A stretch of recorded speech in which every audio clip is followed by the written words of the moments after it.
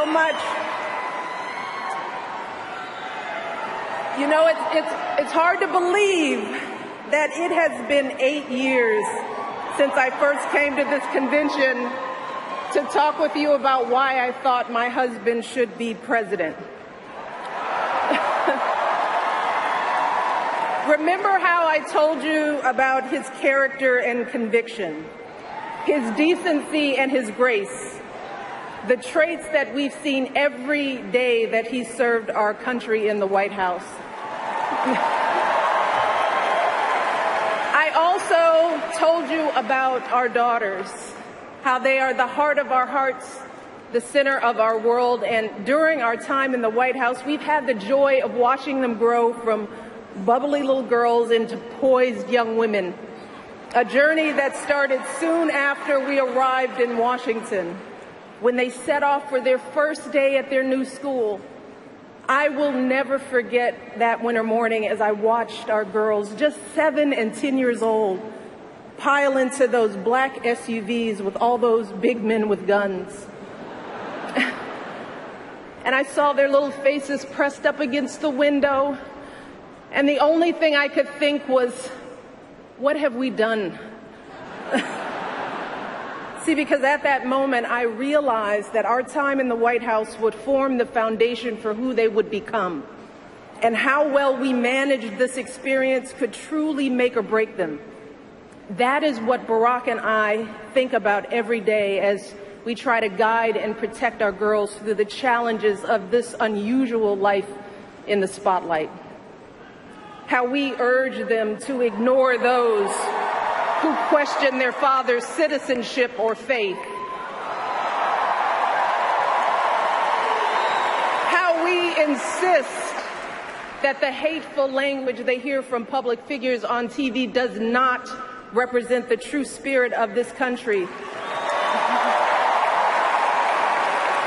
How we explain that when someone is cruel or acts like a bully, you don't stoop to their level.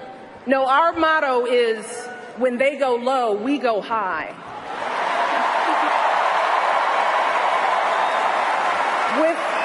With every word we utter, with every action we take, we know our kids are watching us. We as parents are their most important role models. And let me tell you, Barack and I take that same approach to our jobs as President and First Lady, because we know that our words and actions matter, not just to our girls, but to children across this country. Kids who tell us, I saw you on TV, I wrote a report on you for school.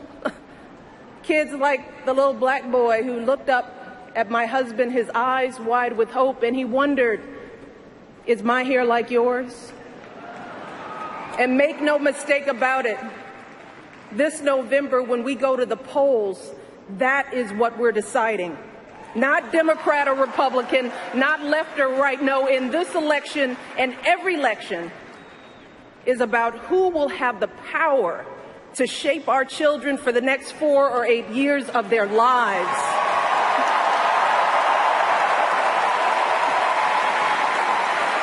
And I am here tonight because in this election, there is only one person who I trust with that responsibility.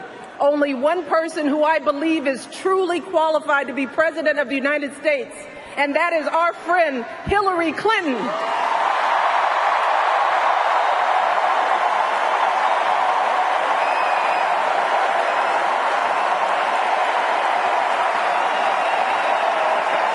That's right. See, I trust Hillary to lead this country because I've seen her lifelong devotion to our nation's children. Not just her own daughter, who she has raised to perfection, but every child who needs a champion. Kids who take the long way to school to avoid the gangs. Kids who wonder how they'll ever afford college. Kids whose parents don't speak a word of English but dream of a better life. Kids who look to us to determine who and what they can be. You see, Hillary has spent decades doing the relentless, thankless work to actually make a difference in their lives.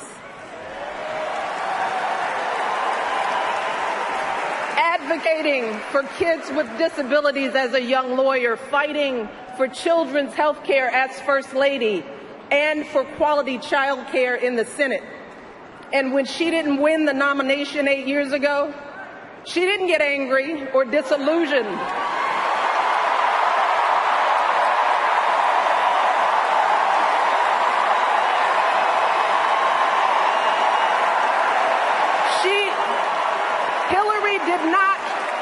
Hillary did not pack up and go home, because as a true public servant, Hillary knows that this is so much bigger than her own desires and disappointments. So she proudly stepped up to serve our country once again as Secretary of State, traveling the globe to keep our kids safe. And look, there were plenty of moments when Hillary could have decided that this work was too hard, that the price of public service was too high, that she was tired of being picked apart for how she looks or how she talks or even how she laughs. But here's the thing. What I admire most about Hillary is that she never buckles under pressure. She never takes the easy way out. And Hillary Clinton has never quit on anything in her life.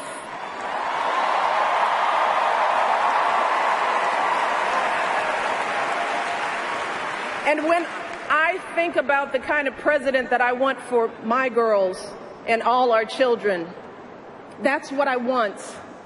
I want someone with the proven strength to persevere, someone who knows this job and takes it seriously. Someone who understands that the issues a president faces are not black and white and cannot be boiled down to 140 characters. Look, because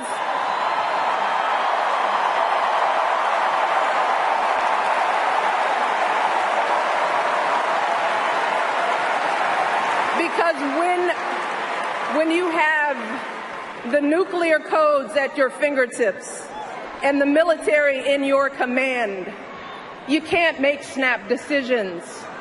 You can't have a thin skin or a tendency to lash out. You need to be steady and measured and well-informed.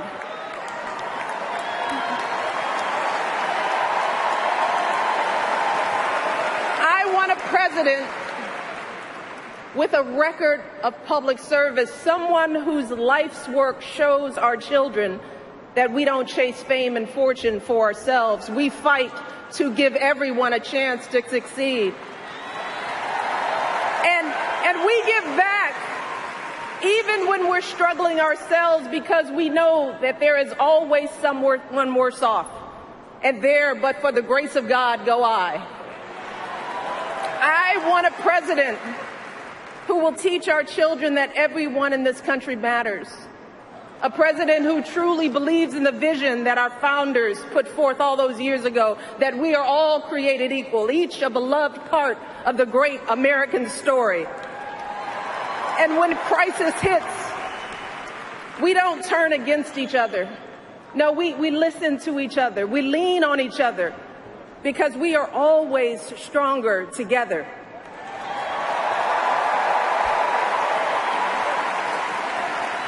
And I am here tonight because I know that that is the kind of president that Hillary Clinton will be. And that's why in this election, I'm with her.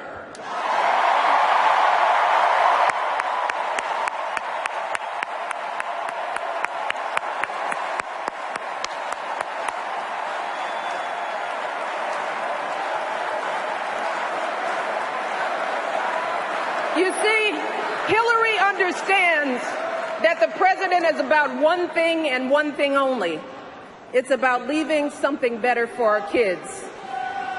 That's how we've always moved this country forward, by all of us coming together on behalf of our children. Folks who volunteer to coach that team, to teach that Sunday school class, because they know it takes a village. Heroes of every color and creed who wear the uniform and risk their lives to keep passing down those blessings of liberty. Police officers and protesters in Dallas who all desperately want to keep our children safe.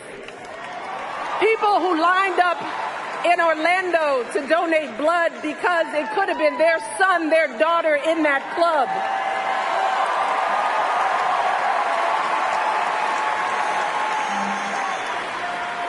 Leaders like Tim Kaine,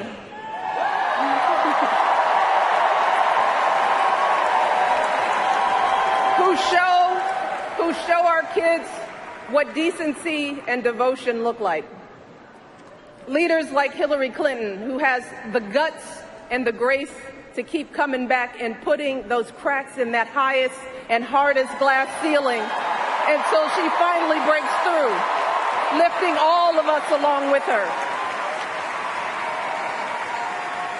That is the story of this country, the story that has brought me to this stage tonight, the story of generations of people who felt the lash of bondage, the shame of servitude, the sting of segregation, but who kept on striving and hoping and doing what needed to be done so that today I wake up every morning in a house that was built by slaves.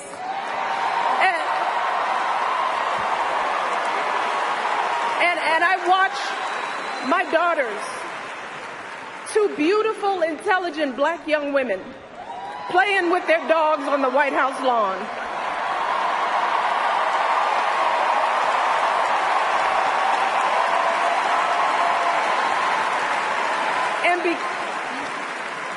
And because of Hillary Clinton, my daughters and all our sons and daughters now take for granted that a woman can be president of the United States.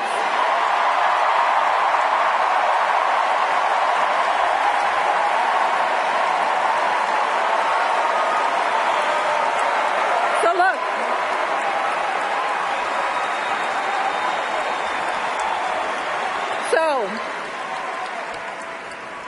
don't let anyone ever tell you that this country isn't great, that somehow we need to make it great again, because this right now is the greatest country on earth.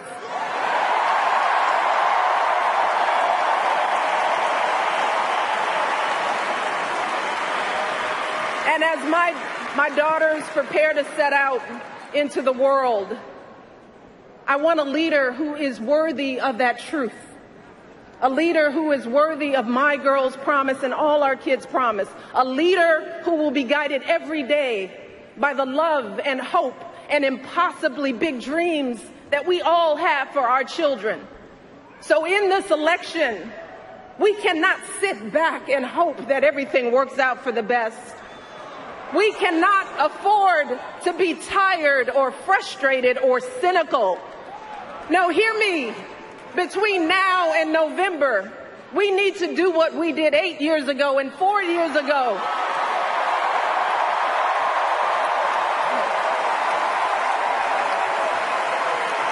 We need to knock on every door.